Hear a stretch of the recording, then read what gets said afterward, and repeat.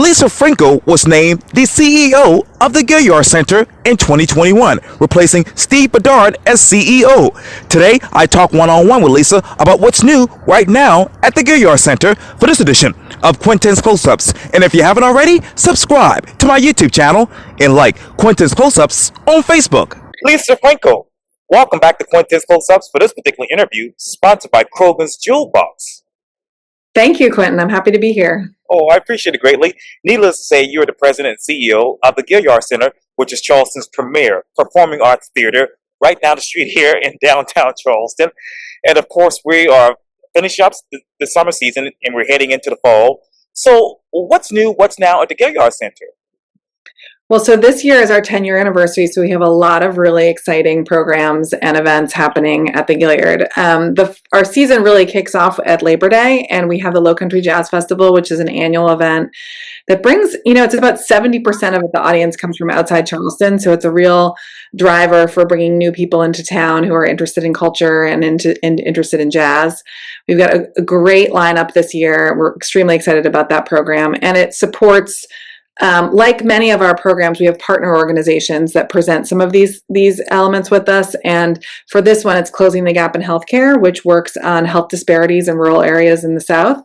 And so we're really passionate about that and excited about that one coming up. And then right following on the heels, we have a sold out program with Ketanji Brown Jackson, Supreme Court Justice, one of only 9.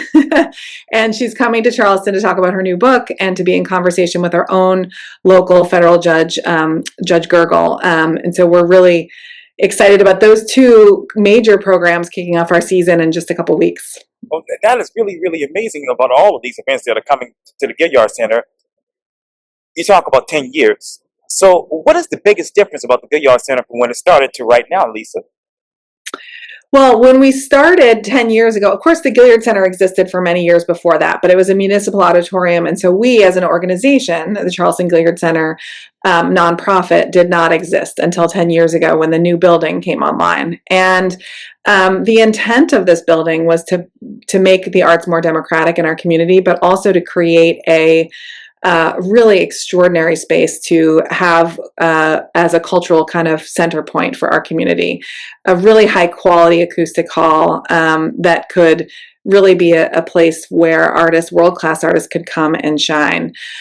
So we've had now 10 years of artists just doing just that. And I think it has been important for Charleston and for the elevation of culture and in our community, which is so important to the growth of the community and sort of always has been.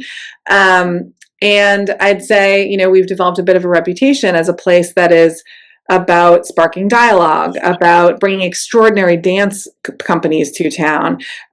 We have an extraordinary Broadway Luminaries program, and we have this wonderful element of popular musicians that come to town and perform in our hall and are able to really shine in that acoustic space.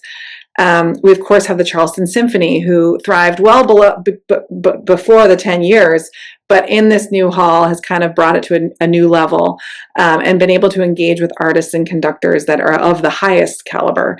And the same thing with our partners at Spoleto, who, of course, are our other resident organization. So there's been a lot of growth, I'd say, in 10 years, and I think we're just excited about what we have to come as well.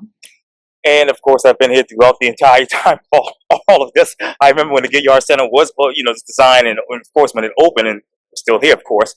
But how has the Gaillard Center elevated that conversation about arts and culture? Mm-hmm. Well, I missed one thing in my last lecture, and I could hit that on this one, is that one of the big elements of our institutional identity and mission is being a center of arts education as well. And so we have starting 10 years ago, we started this program for the Charleston County and the region's public and private school kids, all the kids. We started, I think in the first year, we had 7,000 to 10,000 students. We now service over 30,000 students a year. We bring them in for field trip programs. We go into the schools with workshops to connect the art that they're seeing on the stage to the curriculum that they're learning. Our program is different because it is very curriculum focused, and we have teachers working on our staff to ensure that at every grade level we're able to connect what the kids are seeing to something that they're learning. So it's really additive to what the teachers have. And our program is really focused on being barrier free to schools that need that. So if we have Title I schools in our community where students or the schools themselves can't afford to pay for the admission price or for the bus, we remove both those barriers. We pay for the buses for the kids to come as well as the tickets to ensure that all of our students have access to the arts. And I think that's been a big element of change, obviously with the new Gaillard and this new nonprofit that has been running that, in addition to all the artistic offerings that I mentioned before that have really, I think, again, because of the quality of our space, been able to elevate along with the ambitions of the institution. This might be a redundant question, Lissa, but how has the Gaillard Center actually changed arts and culture in this region? Mm-hmm. Well, I think one of the things that we want to be is we want to be not just a cultural center anywhere. We are a leader in the Southeast, and we think that that Charleston has the potential to be the cultural capital of the South. And part of that is because we have the extraordinary space and we have an extraordinary city that is very supportive of the arts and a community of people that want to come. Part of it is there's a lot of wonderful stories to tell from this region that aren't being told on the stages. And so we've really been deliberate about both curating work that exists elsewhere in the country but has a special relevance here, and creating new work and opportunities that help to elevate those voices and stories on our stage. And so I think that has been something that we've been very deliberate about, and that I think maybe hits your question head on. Oh yeah, and I might be going ahead of myself, Lissa, but what stories do you, from the Gaillard Center's standpoint, that is, do you want to bring to the stage and tell to the people of the Low Country? Mm-hmm. There have been so many great examples. So one is, of course, we had our play that we premiered in 2023 about Robert Smalls, Finding Freedom, the journey of Robert Smalls. That was an extraordinary story, a Reconstruction era story that hasn't been told, about this wonderful hero who's from here, an enslaved man who became really a force for social justice in the South during that very important period of time in our history. And so we're very proud of producing that new work, and of 9,000 people in our community, including 6,000 kids, seeing that story and really learning about this historic figure. We are planning on touring that work in the future, and so we're excited about sending that story out into the nation as well. But we've also been able to curate stories, again, like I've said, that have existed elsewhere in the community and that have special relevance here. And so we curated a story called Drum Folk with Step Africa, which we brought last season or 2 seasons ago, that is about the Stono Rebellion. And it was about how significant drums were in the culture of some of the folks who came over from Western Africa and the Middle Passage, and how in our history, removing those drums was a very significant moment, but it didn't take away the ability to communicate through rhythm. And step performance is a way of continuing that tradition.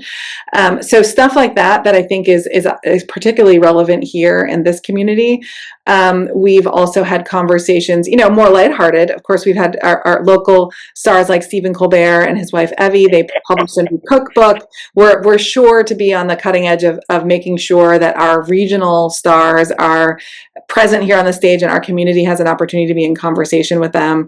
And this season we have a new work that we've commissioned called Dark Water, which is about the 5 special types of dark water that exist in the Low Country. And we've created commissioned a new symphonic work by local composer Edward Hart. And there will be a new ballet. Oh, here we are, College of Charleston behind you. There'll be a new ballet that is choreographed by Dwight Roden, who is the main choreographer, Complexions Contemporary Ballet. And that work, the dance and the music, will drive home the sort of special qualities of the tidal marsh, the cypress swamp, all of those elements of water, even the harbor and the beach, where the water has a special quality because of the tannins in it, and in South Carolina and in the Low Country. and where it has this ecological feature, but it also sort of hides these mysteries and histories that exist in this region. So we're excited about that project as well, and other things that we have in concept that we haven't announced yet, but that I think really fit into that and that allow us to elevate those stories from our region that weren't happening before. Wow. What other stories, Lissa, do you want to tell, about arts from the Gaillard Center? I mean, I could go on and on. Another exciting program that we're doing this year is we have a program called Monuments, and that is another 10-year anniversary program, and it is about thinking about what monuments mean in this community and in our country in general. I mean, there's a lot of discussion about monuments. This one is about honoring living heroes in our community, and an artist from Australia, Craig Walsh, will be taking. There will be a community-wide process in nominating these living heroes, and then artist Craig Walsh will photograph and video these folks, and then their likeness will be projected in the trees surrounding the Gaillard Center for a month, later this month in March. And so the idea being that we can be in conversation with those living heroes, who many of them go unsung in our community, and have a bit of a conversation about what it means to create a monument for someone, and how we develop into the future perhaps an alternative narrative surrounding that. So that's another really exciting one that we're really happy about. I mean, the other thing that we're doing for our 10-year that is worth mentioning is that, we are really dedicated to making sure that our arts and culture is accessible to all. And so every year we have a community access program. We have the kids shows that I talked about. We also have a vet ticks program where we allow veterans to come for free to our programs. But in addition to that, this year we're providing two performances this year that are $10 tickets. The entire house and the Gaillard Center is $10. And so folks can come and see Cecile McLaurin-Sylvant, who was a artist at Spoleto this past year, and they can hear her gorgeous voice in the performance hall here at the Gaillard for $10. We have another program in the fall called Choir, where the audience actually gets to lift their voice and sing and experience that acoustic for themselves, and that program is also $10. And so I think, throughout the season, we've really been deliberate about making sure that elements that make the Gaillard special and that really, I think, magnify and emphasize the values that we have as a institution are present in that season. I'm going ahead of myself, but obviously we've been talking a lot during this interview about the 10-year anniversary of the Gaillard Center. Now that Charleston has grown since the Gaillard Center is open, how do you grow with that particular growth? Mm-hmm. Yeah, I mean, so it is about telling people about who we are and making sure that the new people who are coming know about the Gaillard Center and about our programs. We've found that there's a great word of mouth around town, which has been really effective in getting people here. We also have a big building that just sits right in the middle of town. It's kind of hard to miss. So that's helpful. But I think, we were very deliberate about being out there and offering really a range of programs that offer people entry points in. I mentioned the $10 tickets, so you can take a chance, but we have such a range of programs, from our dedication to presenting world-class dance to popular music, which for some younger generations is an entry point into the Gaillard, and then they might decide they want to join us for a symphony performance, or for a dance performance, or for one of our cultural conversations. And so I think we do have these amazing opportunities for the various different entry points, just by the fact that we really program across genres intentionally to have these access points. And I'd say the other thing that we're really working on is we have we're very dedicated to partnering with other cultural institutions around town and other organizations around town to give a platform. We know we have a big platform at the Gaillard Center, and to ensure that others have access to that. And so, for instance, we work with Buxton Books. books on many of our speaker series. We work with the Literary Festival as well on our speaker series. We work with, as I mentioned, the Symphony. We work with the International African American Museum on many of our programs, the Mother Emanuel Church. We have worked with Charleston Jazz. We work with Peer Theater. The list goes on and on. I think we're really dedicated to finding touch points that are strengthening for arts and culture in our community in general. And we feel a lot of pride in the fact that we've found a lot of partners that are willing to work with us too. What are those touch points that have actually strengthened the Gaillard Center in the past 10 years? The touch points with other institutions? Yes, ma'am. Oh, yes. Well, so I mean, there have been a number of thriving programs. I'd say, one of the things we do is we have a continuing education program for teachers, and we've been doing that with the Spoleto, the Symphony, and with I'm forgetting the third organization, which isn't good. But we work together with these other institutions to ensure that teachers have access to how to teach arts education in their schools, which is of course, we have these amazing students that come in, but when you touch the teachers, it ends up multiplying your ability to reach those students. So partnering in that way, I think, has been a lovely way to kind of spread out into the community. I mentioned closing the gap in healthcare. We've worked with We Are Family, which is an organization that's for LGBTQ plus youth, and that has been both providing tickets to members of their community and providing an opportunity for folks to learn about the good work that they're doing by having a presence here at the Gaillard and on the stage. And then thinking about programs that might be relevant to those communities. We've worked with the Indigenous community this last year on a couple of programs with Martha Redbone, and then with the program with Rhiannon Giddens and Silk Road Ensemble. And we're able to engage with that population and with the kids that are attending our public schools from those populations in particular. And so I think it's a web. It reaches out into the community, and hopefully everybody, all of your listeners, can find some sort of touch point with the Gaillard. And if not, we'd love to figure out one. So let us know. And that brings me to my next question, Lissa. How does the Gaillard Center actually better understand the current audiences, the target audiences, and any potential barriers? Mm-hmm. We do a series of surveys after each show, and we ask people what they like to see, what they found effective about their experience here, what they found was an obstacle, what would bring them back. And we ask them about their background so that we can understand a little bit more about that.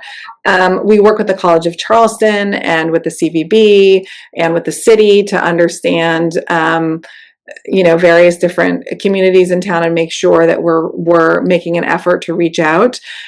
We have an amazing staff who does tons of research, especially on our education team, to ensure that we're thoughtful about how to reach every single school. I can say that last season, we feel extraordinarily proud of the fact that we have reached 100% of Charleston City schools.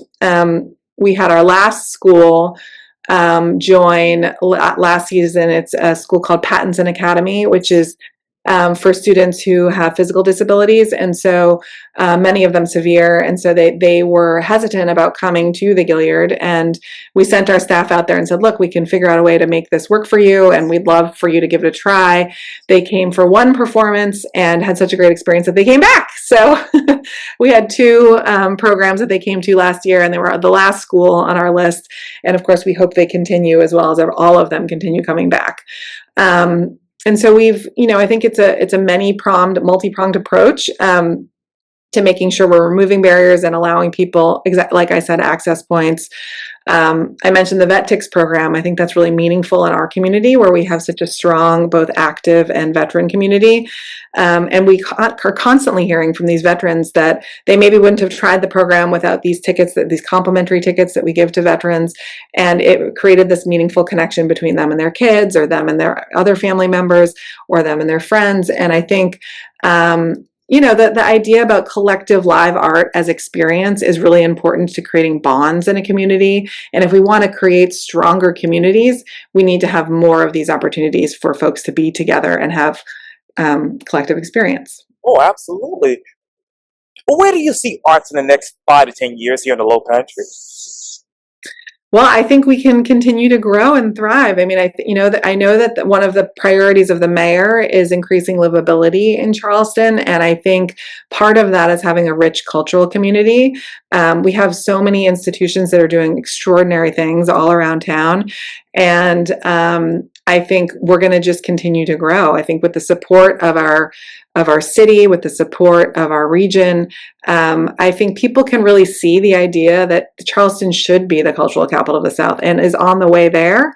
And so it's not one organization or one person or one administration even that can do that. It's everybody pulling together towards that makes it happen. And so I think we have that energy and initiative and common goal set right now. And so I see us moving towards that and claiming the mantle with definitively in the next 5 to 10 years. And in your mind, Lisa, what should be the common goal when it comes to arts? I think telling the stories that are relevant in our community. I think making sure everybody has a voice and a place on each stage. I think creating these collective experiences where folks can create dialogue. That is really important to me. Is that we're living in a community where things are constantly more and more fractured, and I think the arts can bring people together. They're a common point where folks can have a experience together and then react. And so, we see it with our kids on the phones, and we see it with parents on their phones everywhere. Getting into a room and having a live experience, and then going out and talking about it, having ice cream and talking about it, or going to dinner, or just having that you can reference as you go about your normal day. I think that's meaningful for communities, and I think hopefully the Gaillard Center is a meaningful part of making that happen here. Oh, that is really amazing. We love the Gaillard Center, by the way, which is an institution itself here in the Low Country. But Lissa Frenkel with the Gaillard Center, thank you so much for your time again. Welcome back to Quintin's Close-Ups for this interview, sponsored by Krogan's Jewel Box. Thank you so much for having me, Quintin. Oh, you're welcome anytime.